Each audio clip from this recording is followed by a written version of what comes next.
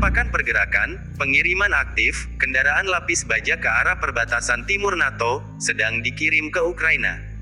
Kereta api dengan muatan deretan tank Leopard 2 dari Bundeswehr di Jerman sendiri, menuju ke timur. Banyak pengamat menghubungkan aktivitas tersebut dengan rencana untuk mentransfer tank ke Ukraina.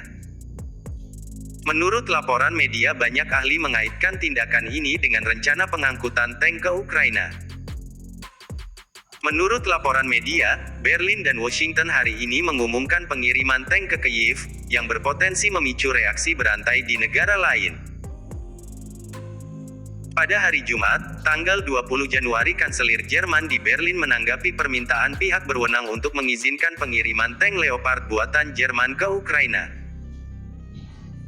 Perlu Anda garis bawahi, menurut pendapat kita dari Timur, kenapa pengiriman tank dalam kereta itu? Seharusnya kereta itu bermuatan gandum dan roti. Agar pasukan Ukraina dan Rusia bisa berbagi makan bersama di zona pertempuran, mungkin perang akan berakhir. Tetapi Ukraina tanpa henti meningkatkan tekanan pada mitra untuk mengizinkan pengiriman tank ke angkatan bersenjata Ukraina.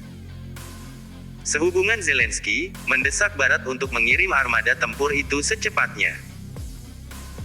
Setelah 11 bulan perang, para ahli mencatat bahwa tank Ukraina selama pertempuran berada dalam kondisi yang buruk, dan telah banyak yang dihancurkan Rusia di medan pertempuran.